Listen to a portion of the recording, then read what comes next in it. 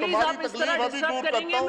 हाँ, इसको बड़ी तकलीफ है भावलपुर यूनिवर्सिटी के, वो भी दूर करता हूँ। ये भावलपुर जा के बेचारी थक चुकी है कि 90% पाकिस्तानी खवातीन ने कहीं पर भी जिंदगी के किसी हिस्से में डोमेस्टिक वायलेंस का वो शिकार हुई है।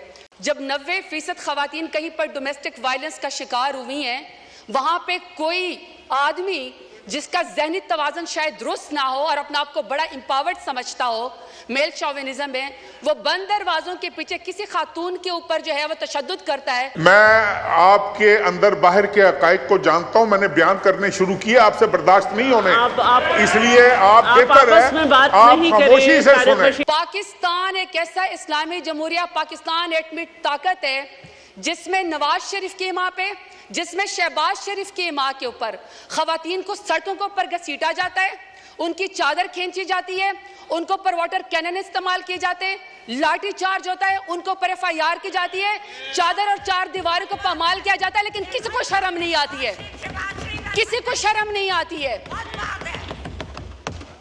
स्पीकर साहब, कहा गया कि जी सियासत में सबका हक है और इसमें लिखा हुआ है कि जी टॉलरेंस होनी चाहिए।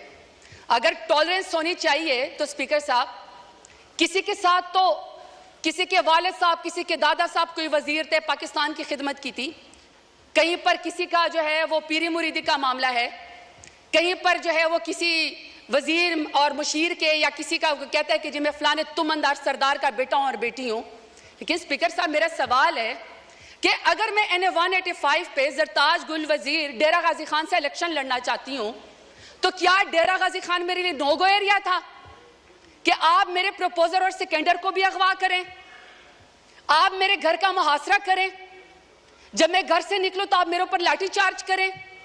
पूरे डेरा गाजी खान ने देखा कि पूरे डेरा गाजी खान की जितनी भी पुलिस एनफोर्समेंट थी, इंतजामिया थी, वो एक साइड के ऊपर खड़ी थी और मुझे पाकिस्तानी चौक में कॉर्डन ऑफ करके अकेला वहां पे खड़ा किया हुआ था। किसी को शर्म नहीं आई है, किसी को कोई फर्क नहीं वहां पे पड़ा। जब घर से बाहर निकलो तो कहते हैं कि आप NOC दो। कौन से आईन कानून में स्पीकर साहब होता है कि घर से निकलने के लिए आपको NOC चाहिए? बाप दादा ने मस्जिद बनवाई, नमाजियों के ऊपर दरवाजे बंद कर दिए, क्योंकि ये जरताज गुल के घर के सामने जो वो मस्जिद है, वहां पे मार्केट थे तो मार्केट के दरवाजे बंद कर दिए। उन्होंने कहा ईद और चांद रात के ऊपर भी यहाँ पे कोई खरीदो फरोख्त नहीं होगी, क्योंकि शायद ये इस मार्केट में यहाँ पे जरताज गुल रहती है। मेरे खानदान की खवातीन स्पीकर साहब शरई पर्दा करती हैं। 10-10 दफा मेरे घर के ऊपर जब रेड किया गया, दरवाजे तोड़े गए, लाते मार के पुलिस आई, तो वहां के सारे वो बापर्दा खवातीन घर छोड़ के चली गई। तो आप कहते हैं कि आपको सियासत का हक है। मानते हैं हम बेनजीर भुट्टो साहबा की हम इज्जत करते हैं क्योंकि पहले वजीर आजम थी खातून, लेकिन एक दूसरी भी तो है ना, जो टिकटॉक और वजीर आला जो कहती है कि खवातीन मेरी रेड लाइन है। रेड लाइन के बाद आप यहाँ पे कायद आजम रहमतुल्लाह अलैह की तस्वीर के सामने मोहतरमा फातिमा जिन्ना का जिक्र करते हैं। शुक्र है स्पीकर साहब, स्पीकर के मोहतरमा फातिमा जिन्ना के जो अपोनेंट थे ना, वो हिंदू थे, वो अंग्रेज थे, वो कुछ तो वजादार थे। यहाँ पे वजादारी का मुझे आलम बताएं, यहाँ पे आप मुझे वजादारी का आलम बताएं स्पीकर साहब, कि कायद आजम रहमतुल्लाह अलैह के पाकिस्तान में भी खवातीन को सियासत की इजाजत है। ये अमरीत का जिक्र करते ना, कल को कह रहे थे कि जी किसी को निकाल के आप कब्र से फांसी पे लटका दो, तो मुशर्रफ दौर में सबसे ज्यादा खवातीन को यहाँ पे रिजर्व सीट देगी। बदतरीन अमरीत के अंदर भी खवातीन को सियासत की इजाजत थी, बेनजीर भुट्टो के दौर के अंदर भी खवातीन को सियासत की इजाजत थी, इमरान खान मेरे लीडर की हुकूमत में खवातीन को सियासत की इजाजत थी। सबसे ज्यादा पाकिस्तान की तारीफ में अगर काबीना में कोई मिनिस्टर बनी है तो वह इमरान खान के दौर में बनी है। मैं सवाल पूछना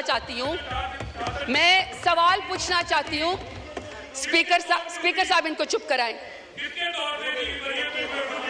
ऑर्डर इन द हाउस मोहतरमा, आप बोले। स्पीकर साहब, मैं सिर्फ सवाल पर यह करना चाहती हूँ कि जब नवाज शरीफ का दौर आएगा, जब शहबाज शरीफ का दौर आ गया, तो क्या खवातीन के ऊपर सियासत के दरवाजे बंद होंगे? हमेशा उनकी कैरेक्टर असैसिनेशन होगी, हमेशा उनको जेलों के अंदर डाला जाएगा?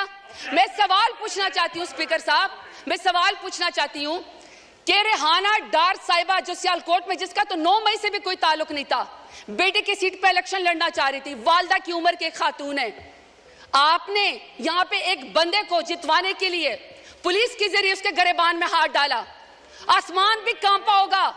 मैं आपसे पूछना चाहती हूं कि आपको कौन सी सियासी बर्तरी हासिल होगी रेहाना डार को आपको घसीटते हुए और उसके घरेबान में हाथ डालते हुए।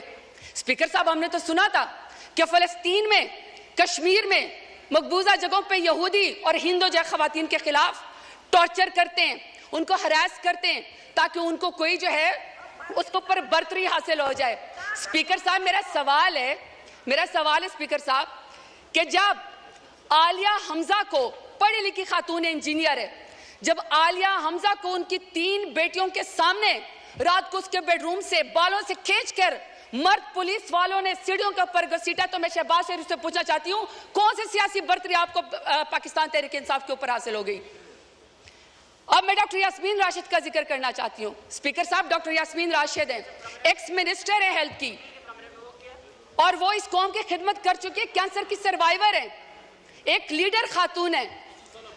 आज वो खातून, एक जमानत उसको नहीं मिलती जो कि बुनियादी हकूक के खिलाफ वर्जी है।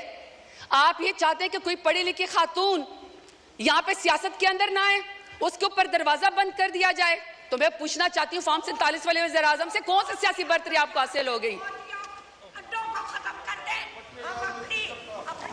स्पीकर साहब, order in the house please सुने ऑनरेबल मेंबर बोल रही हैं, सुने जी, आप जारी रखें प्लीज। स्पीकर साहब, मैं यहाँ पे बुशरा बीबी का जिक्र करना चाहती हूँ। खातून अव्वल रह चुकी हैं, हयादार औरत है, बापर्दा औरत है, लाख इख्तलाफ होगा इनका, लाख इख्तलाफ होगा स्पीकर साहब इनका, शहबाज शरीफ का, नवाज शरीफ का लाख इख्तलाफ हमसे होगा। इमरान खान से नफरत भी होगी, क्योंकि इमरान खान जैसे बहादुर लीडर तो ये है नहीं, तो चलो आपको सियासत में नफरत होगी। स्पीकर साहब, मेरा सवाल है कि दुश्मनी में आप इतने गर गए कि आपने निकाह जैसे सुन्नत नबी, आपने उसके अंदर भी हाथ डाल दिया। कोई बापर्दा खातून भी आपके शर से महफूज नहीं रही। तो मैं पूछना चाहती हूँ कि फॉर्म 47 वाले वज़ीर आज़म से कि आपने बापर्दा खातून की इद्दत के निकाह के केस के अंदर भी हाथ डाल के दुश्मनी की नजर करके खवातीन को आपने क्या पैगाम दिया है।